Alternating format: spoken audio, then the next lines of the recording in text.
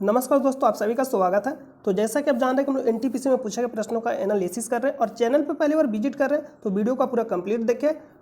इससे रिलेटेड यानी जो भी प्रश्न आपको हम बताएं उसका कंप्लीट एनालिसिस देंगे और उससे रिलेटेड जो भी महत्वपूर्ण पॉइंट बनता है जो एग्जाम में पूछा जाता है और उस पॉइंट का हम आपको बताते चलेंगे और आप नोट करते जाइएगा।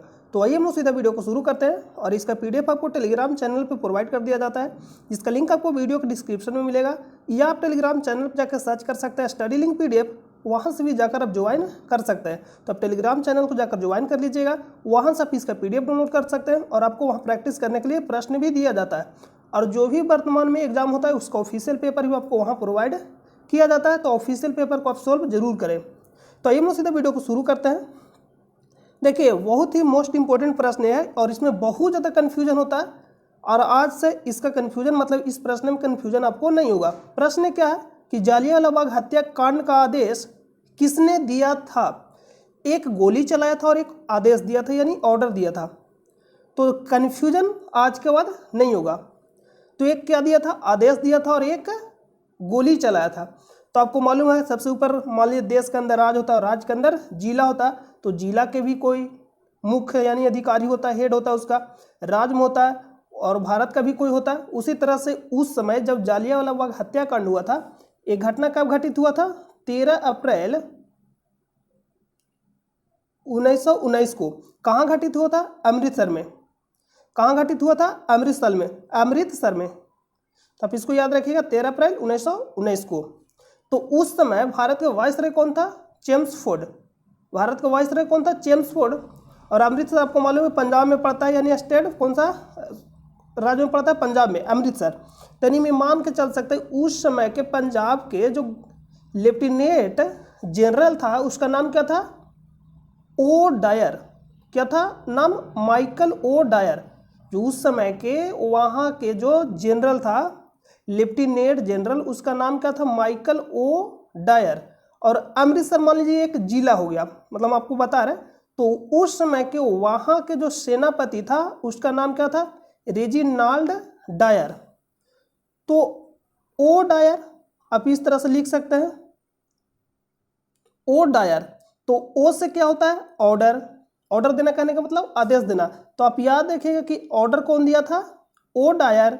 और गोली कौन चलाया था? Reginald Dyer. यानी आप सीधा याद रखिएगा कर्नल डायर।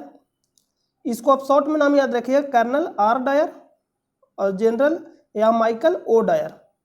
तो माइकल ओ डायर गोली चलाने का आदेश दिया और कर्नल आर डायर गोली चलाया। तो प्रश्न पूछा गया कि आदेश किसने दिया था? तो आदेश कौन दिया था? O Dyer. ओ से आप याद रखिएगा ऑर्डर, ऑर्डर से ओ डायर। तो इसका राइट आंसर होना चाहिए ऑप्शन नंबर बी। और ऑप्शन नंबर बी किसमें है? डी में। यहाँ पे जो आंसर दिया गया सी, ये क्या है? गलत है। इसका जो राइट आंसर हो जाएगा ऑप्शन नंबर डी होगा, ऑप्शन नंबर डी।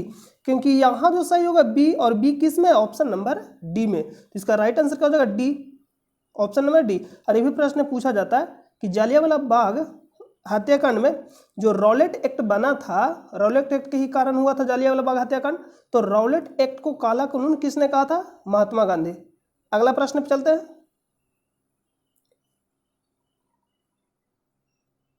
देखिए नेक्स्ट प्रश्न है, महान सम्राट अशोक किस वंश के थे? तो ये किससे संबंधित है? मौर्य वंश से। अशोक किनका पुत्र थे? चंद्रगुप्त मौर्य के। अशोक, देखिए यहाँ पे हम आपको गलती बता दिए, कन्फ्यूजन नहीं करिएगा। चंद्रगुप्त मौर्य के पुत्र नहीं थे। मौर्य वंश का स्थापना कौन किया था? चंद्रगुप्त मौर्य। मौर्य वंश का स्थापना कौन किया? चंद्रगुप्त मौर्य। और चंद्रगुप्त मौर्य के पुत्र कौन था? बिंदुसार। एक है बिंबिसार, तो बिंबिसार हर्यक वंश से संबंधित था। चंद्रगुप्त मौर्य के पुत्र कौन था? बिंदुसार। बिंदुसार के पुत्र कौन था? अशोक।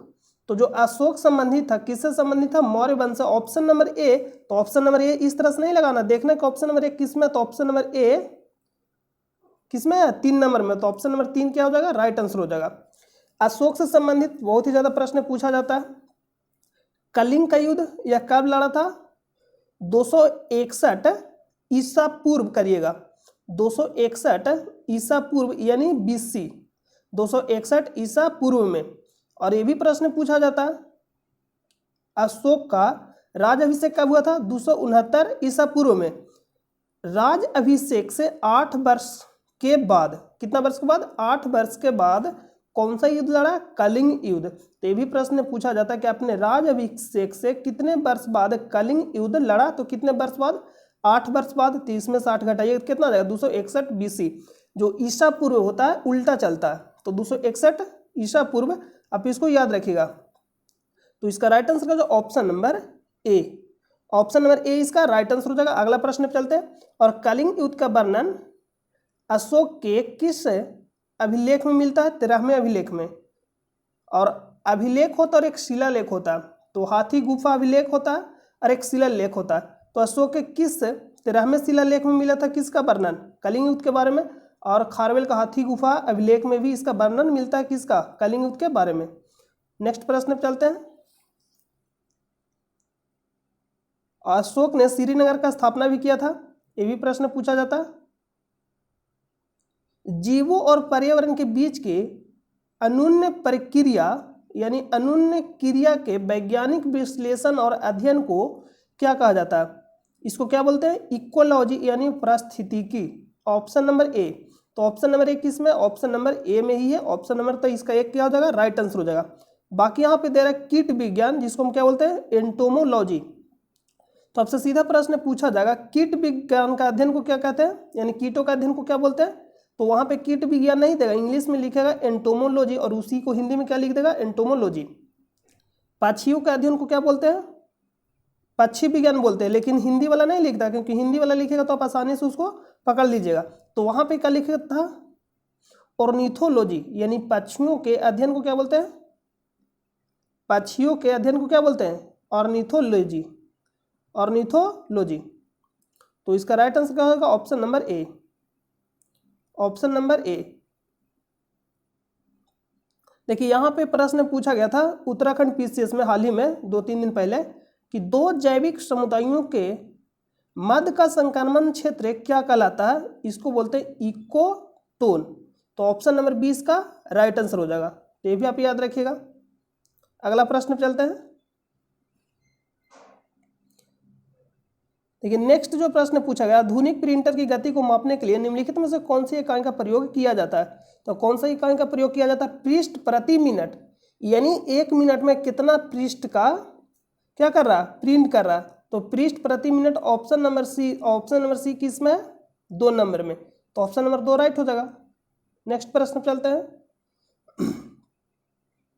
देखिए नेक्स्ट पूछा गया निम्नलिखित मस्जिदों में से किसका निर्माण मुगल सम्राट शाहजहां द्वारा किया गया था? तो किसका निर्माण किया गया था? जामा मस्जिद दिल्ली। तो ऑप्शन नंबर किस में है? डी में, यानी 4 नंबर में ऑप्शन नंबर ए है। तो इसका राइट आंसर 4 होगा। यहाँ सब ऑप्शन नंबर नहीं दे दीजिएगा, आंसर ए, तो गलती हो जाएगा। Option number 4। किला ए कोहिना, ये प्रश्न पूछा जाता है किसके द्वारा बनाया गया था?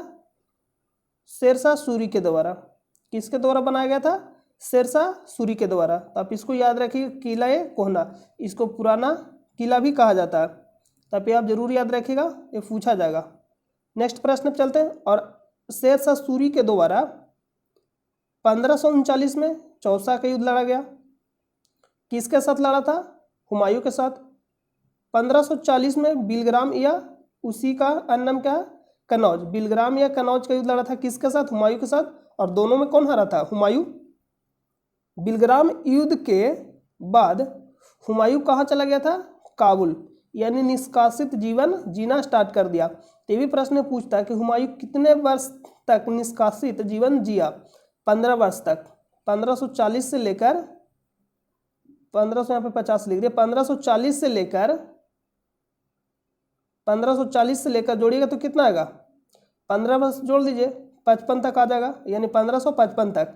स्टार्ट कब से किया था? 1540 से निष्कासित जीवन जीना। तो ऑप्शन नंबर क्या हो जाएगा? यहाँ तो आंसर होगा डी, लेकिन यहाँ सही क्या हो जाएगा? जामा मस्जिद दिल्ली। और किसमें? ऑप्शन नंबर 4 में। नेक्स्ट प्रश्न चलते हैं। नेक्स्ट प्रश्न है कि श्रीलंका का नाम क्या था पहले उस समय? सोलोन। को किस वर्ष डोमिनियन ऑफ सोलोन के या सिलोन के रूप में स्वतंत्रता प्रदान की गई थी? तो किस समय स्वतंत्रता मिला श्रीलंका को? 1948 में। मोस्ट इंपॉर्टेंट प्रश्न है, ऑप्शन नंबर ए 1948 यानी एक किस में? एक में। तो ऑप्शन नंबर ए किसका राइट आंसर हो जाएगा। अगला जो प्रश्न है कि वैज्ञानिक नाम होमो सेपियंस का अर्थ क्या है? तो इसका अर्थ क्या होता है? बुद्धिमान आदमी, यानी सी। तो सी देखिए किस में है, अब डायरेक्ट सी करके आंसर नहीं लगाइएगा, नहीं तो गलत हो जाएगा। तो किस में है? 2 नंबर में। तो ऑप्शन नंबर 2 वैज्ञानिक नाम पूछा गया। नेक्स्ट है कि निम्नलिखित में से किस देश को 2011 में स्वतंत्रता प्राप्त हुई?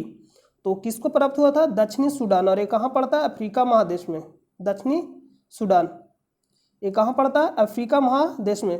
ब्रुनेई कहाँ है? एशिया महादेश में। स्लोवाकिया ये कहाँ? यूरोप में। इरिट्रिया अफ्रीका महादेश में। देखिए लोकेशन हम आपको बता दे रहे हैं। देखिए ये आपका दक्षिणी सूडान है, यहाँ पे इरिट्रिया है, और स्लोवाकिया देखिए यहाँ पे बहुत ही छोटा में है।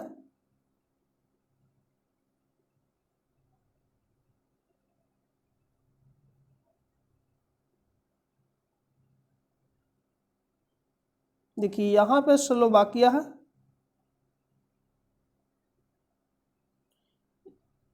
शायद आपको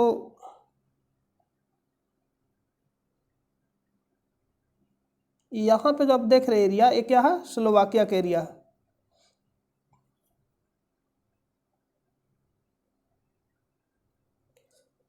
नेक्स्ट प्रश्न पे चलते हैं, इसका राइट आंसर क्या हो जाएगा? ऑप्शन नंबर बी किसमें? 2 नंबर में। तो ऑप्शन नंबर 2 राइट हो जाएगा। अगला प्रश्न है, कंप्यूटर के निर्माता या उपयोगकर्ता द्वारा एक बार प्रयोग किए जाने के बाद निम्नलिखित में से किसे संशोधित नहीं किया जा सकता है? रोम। तो रोम को संशोधित नहीं किया जा सकता, किस में? ऑप्शन नंबर डी ए में है। तो ये इसका राइट आंसर हो जाएगा ऑप्शन नंबर ए।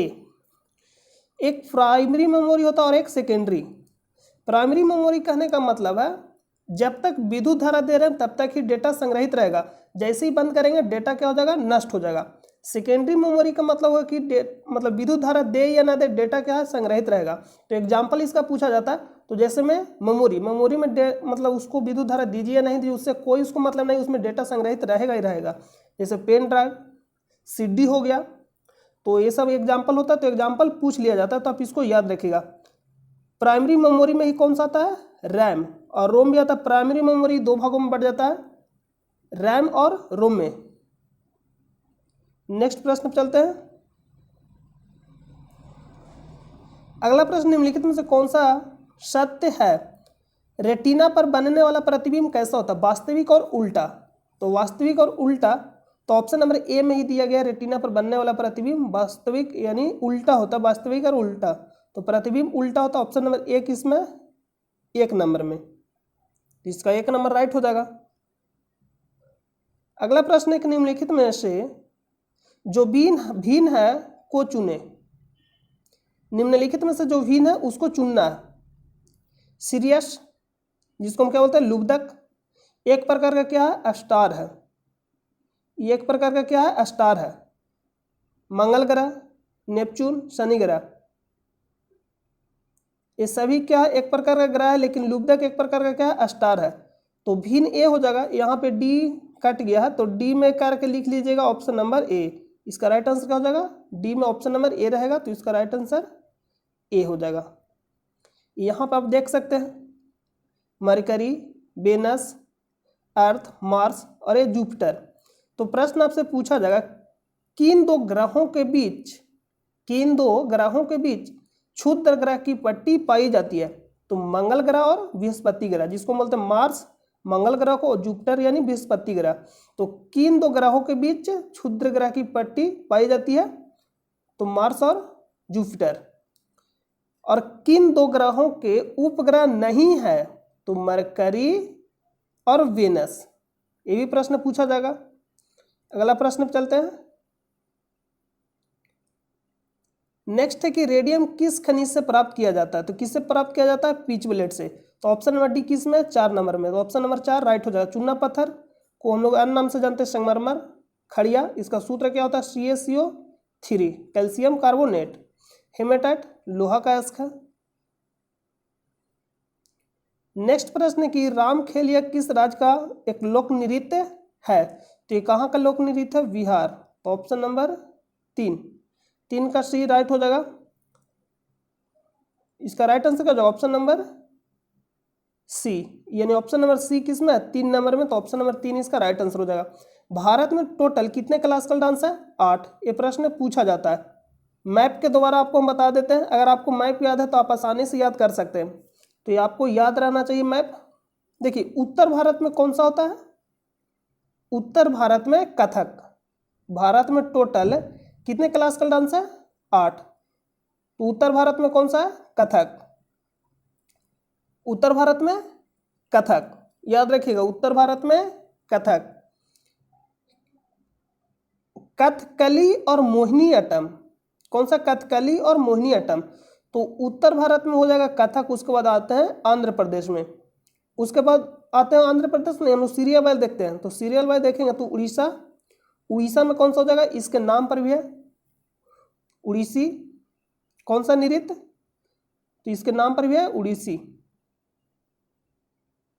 तो आप इसको याद रखिएगा। उसके बाद आंध्र प्रदेश, आंध्र प्रदेश में कुचिपुड़ी, कुचिपुड़ी। तो पुड़ी, कुचिपुड़ी आप याद रखिएगा, कहाँ का है? आंध्र प्रदेश।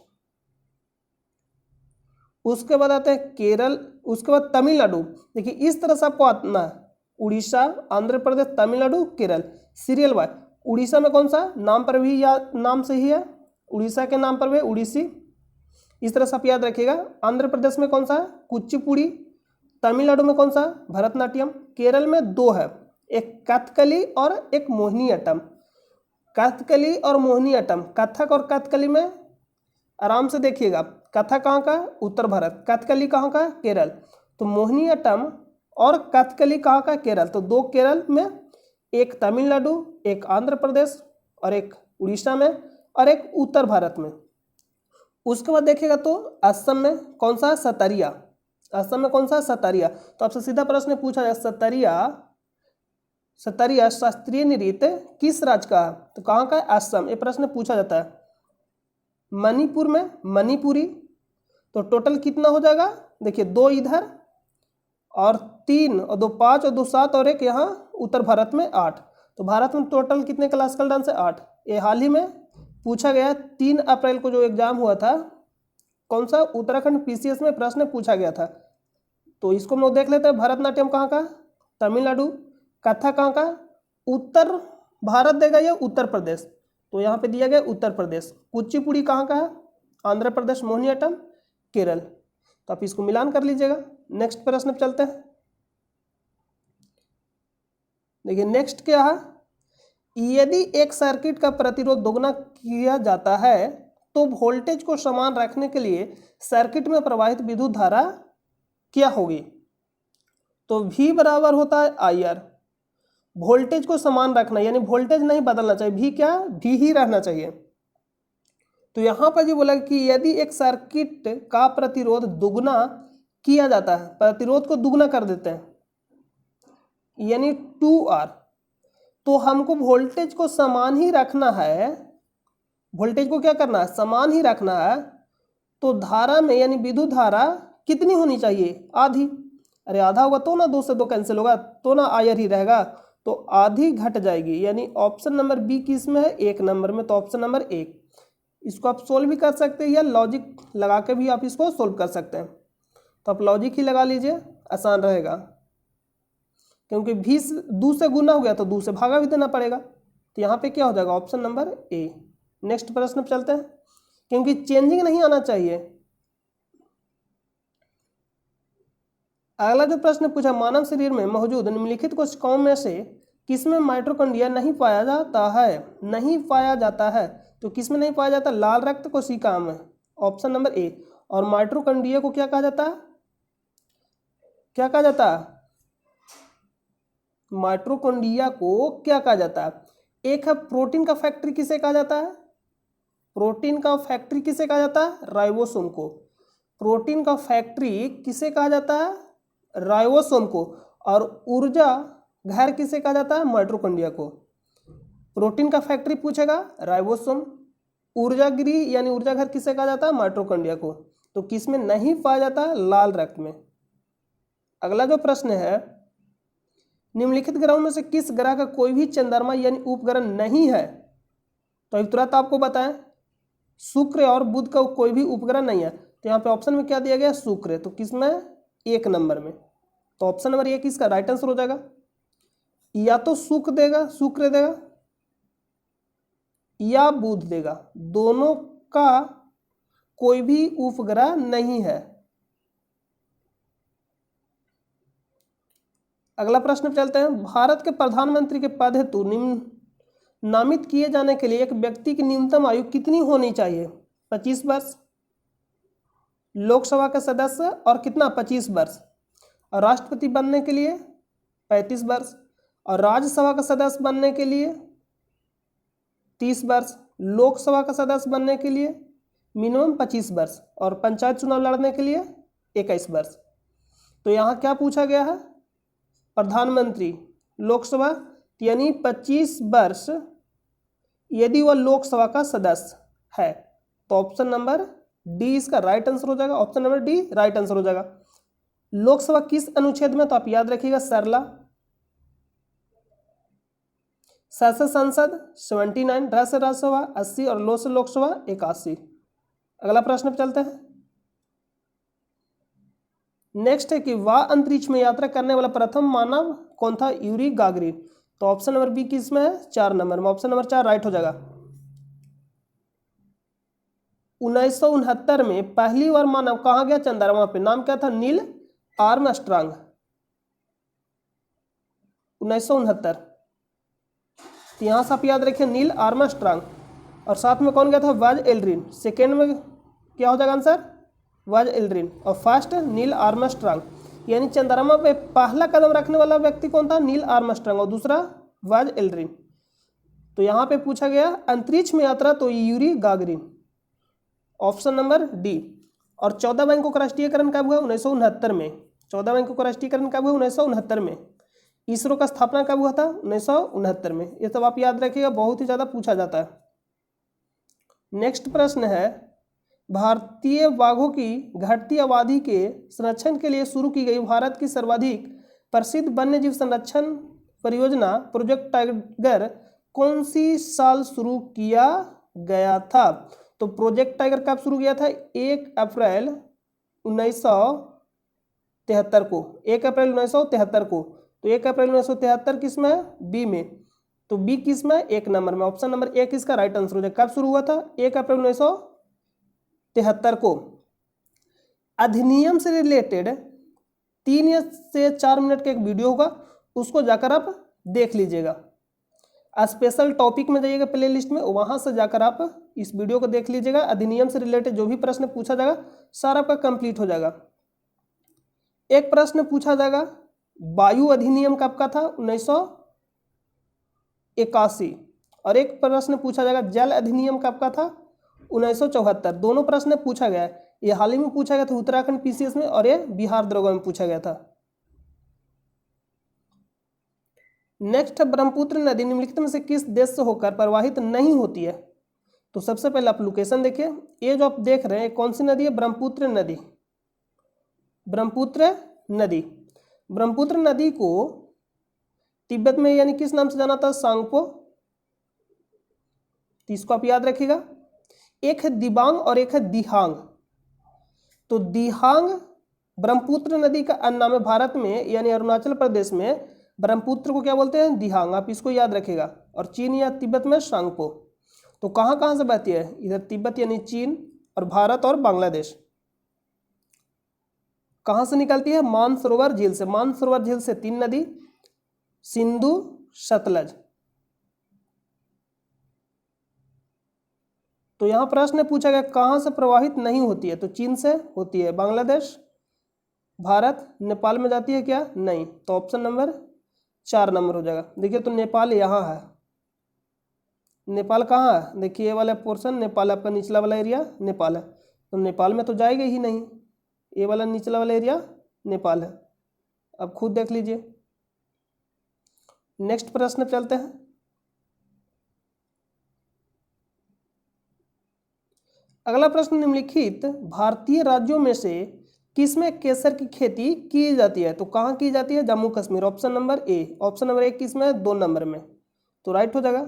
नेक्स्ट प्रश्न चलते हैं, निम्नलिखित में से किस जर्मन वैज्ञानिक ने एक्स किरणों की खोज की? William Roentgen, option number A right हो जाएगा। तो ऑप्शन नंबर ए किसमें है? 3 नंबर में। मैडम क्यूरी यानी मैरी क्यूरी रेडियम और पोलोनियम के खोज की, मैरी क्यूरी।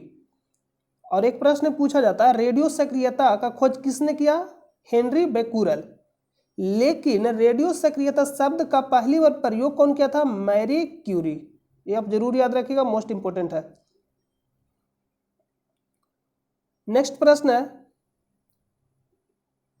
मूल तत्वों की आवर्त सारणी बनाने वाले पहले वैज्ञानिक कौन थे? मूल तत्वों की आवर्त सारणी बनाने वाले पहले वैज्ञानिक, तो पहले वैज्ञानिक का नाम क्या था? मेंडलीफ। पहले वैज्ञानिक का नाम क्या था? मेंडलीफ। किस आधार पे सजाए थे? द्रव्यमान के आधार पे। किस पे? द्रव्यमान के आधार पे। न्यूलैंड ने कौन सा नियम दिया? अष्टक नियम। तो अष्टक मतलब क्या होता है? 8। तो अष्टक तो 8, तो 8 के आगे याद रखिएगा 9। तो न्यूलैंड कौन सा नियम दिया? अष्टक नियम।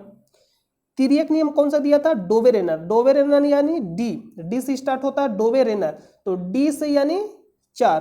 तो तिर्यक नियम आप याद रखिएगा 3। तो यानी आगे पीछे वाला क्या हो जाएगा? तो तिर्यक नियम पूछा जाएगा तो डोवेरेनर, और अष्टक नियम पूछा जाएगा तो न्यूलैंड। तो तिर्यक नियम किसने दिया? डोवेरेनर ने। अष्टक नियम किसने दिया? न्यूलैंड ने। पहली बार आवर्त सारणी बनाने वाले वैज्ञानिक का नाम क्या था? मेंडलीफ। लेकिन पूछेगा कि अभी जो वर्तमान में जो आवर्त सारणी है उसको किसने बनाया? हेनरी मोसले। कौन सा बनाया था? हेनरी मोसले ने बनाया।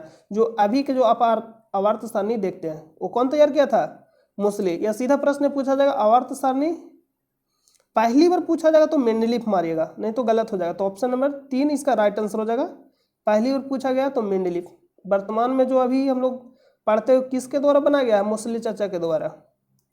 नेक्स्ट है, वायु अधिनियम किस वर्ष बनाया गया था? यानी बना था 1981 में। ये उत्तराखंड पीसीएस में पूछा गया। बाकी अब जाकर देख लीजिएगा, 3 से 4 मिनट का वीडियो का अधिनियम से संबंधित, आप वहां जाकर उसको देख लीजिएगा, सारा आपका कंप्लीट हो जाएगा।